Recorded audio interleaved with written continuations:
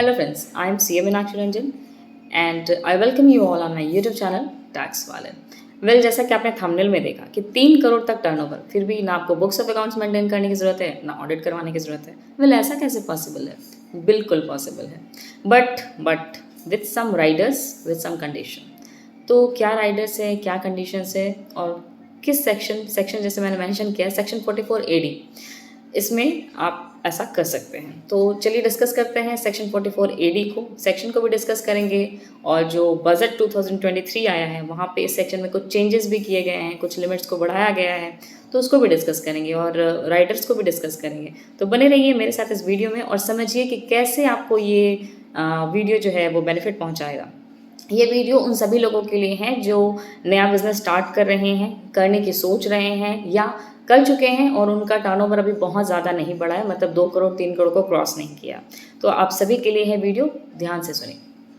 Section 44 AD of income tax act. Income tax act के अंदर section 44 AD एक presumptive income को लेके सेक्शन है। इस सेक्शन में बेसिकली सरकार ने या कहें कि इनकम टैक्स एक्ट के थ्रू सरकार ने ये हम लोगों को प्रेफरेंस दिया है कि अगर आप अपना बिज़नेस नया शुरू कर रहे हैं या छोटे लेवल पे है या अभी आपका टर्नओवर बहुत ज़्यादा नहीं हुआ है और आप चाहते हैं कि आप अपने कोर एरिया में, ऑपरेशन एरिया में फोकस करें और कंप्लायंसेस में, ऑडिट में, अकाउंट्स में, इन चीज़ों के झमेले में ना पड़े, तो आप एक बहुत छोटा सा काम कर सकते हैं कि आप ना बुक्स बनाइए ना अकाउंटिंग कीजिए, कुछ मत कीजिए, बट अपने जो आपका साल भर का जो ग्रॉस रिसीट्स हो रहा है उस टोटल अमाउंट पे एक प्रिजम्पशन बेसिस पे कि आपका जितना टोटल रिसीप्ट हुआ है उस पर प्रिज्यूम कर लीजिए कि आपका 8% का प्रॉफिट हो रहा है और उस 8% के प्रॉफिट पे आप टैक्स दे दीजिए, या 6% का प्रॉफिट हो रहा है और 6% के प्रॉफिट पे आप टैक्स दे दीजिए। वेल मैंने दो मेंशन किया, 8% और 6%।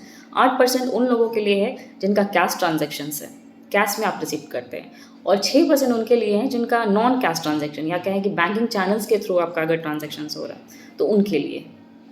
अब थोड़ा डिटेल में जाते हैं कि 8% और 6% तो आप समझ गए। अब यहाँ पे लिमिट है बजट के पहले है कि सेक्शन 44 AD को सिर्फ वो लोग ले सकते हैं जिनका टर्नओवर 2 करोड़ को क्रॉस नहीं कर रहा। लेकिन बजट के बाद ये अमेंडमेंट आया कि सेक्शन 44 AD को वो लोग भी ऑप्ट कर सकते हैं जिनका टर्नओवर 3 करोड़ को क्रॉस नहीं किया है, बशर्ते कि मतलब 2 करोड़ तक ये लिमिट नहीं है। अभी जो मैं बोलने वाली हूँ वो 2 करोड़ से ऊपर और 3 करोड़ से नीचे वालों के लिए है। उनके लिए ये है कंडीशन कि अगर आपका cash sales 5% of your total sales होता है तभी आप इसको ऑप्ट कर सकते हैं, या यूँ कहें कि आपका नॉन कैश ट्रांजेक्शन 95% है। 95% जो आपका सेल होता है वो आप बैंकिंग चैनल्स के थ्रू पेटीएम से, फ़ोनपे से या अपने बैंक अकाउंट में लेते हैं, तभी आप जो ये 3 करोड़ तक की लिमिट है उसको अवेल करके सेक्शन 44 AD का बेनिफिट ले सकते हैं।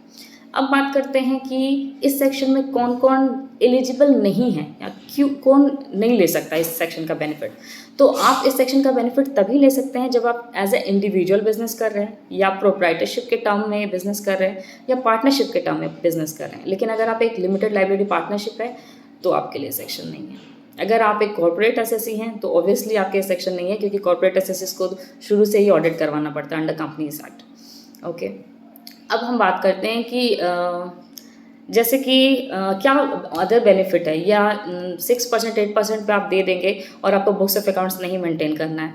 लेकिन बहुत सारे बिजनेसमैन ऐसे हैं जिनका इनिशियल में ही बिजनेस में 8% एक बहुत बड़ा अमाउंट उनके लिए हो जा रहा है, मतलब उनके बिजनेस में कम मार्जिन है, 2% का मार्जिन है, 1% का मार्जिन है, तो वो क्या करें? Very simple, don't adopt this section. ठीक है, मतलब ये सेक्शन उनके लिए है जिनको इससे बेनिफिट हो रहा है। अगर आपको लगता है कि आपके लिए 8% प्रॉफिट पे टैक्स देना इज़ अ बिग डील, तो don't go for this section. आप अपना proper books of accounts maintain कीजिए, आप अपना सारा ऑडिट करवाइए और आपका 1% 2% जितना प्रॉफिट बनता है सिर्फ उस पर ही टैक्स दीजिए। तो ये सेक्शन का अवेयरनेस इसलिए होना चाहिए सो दैट कि यू कैन प्लान। आपका इनिशियल बिजनेस है, छोटा बिजनेस है, तो आपको अगर लगता है कि 8% से ज़्यादा प्रॉफिट है, 10% प्रॉफिट है, उससे भी ज़्यादा हो सकता है, मार्जिन तो हर बिजनेस में अलग अलग होती है ना, तो आपको अगर लगता है कि ये सेक्शन मुझे अडॉप्ट करना चाहिए तो आप अडॉप्ट कीजिए। अगर आपको लगता है कि नहीं, मुझे अकाउंट्स और ऑडिट करके प्रोफेशनल फीस ही तो देना पड़ेगा लेकिन मेरा मार्जिन 8% मैं नहीं दे सकता, मेरा तो 1% ही होता है या 2% ही होता है, तो आप उस पर ही दीजिए, कोई दिक्कत नहीं है। बट ये सेक्शन है आपके लिए अवेलेबल, इससे ईज़ ऑफ डूइंग बिजनेस भी हो रहा है। लाइक आप नया नया बिजनेस कर रहे हैं और आप अपने कोर एरिया में फुली फोकस कर सकते हैं। आपको एकदम ज़रूरत नहीं कि आप अपना अकाउंट्स मेंटेन कीजिए और ऑडिट करवाइए, लेकिन वो 8% और 6% वाला बात को आपको ध्यान रखना पड़ेगा।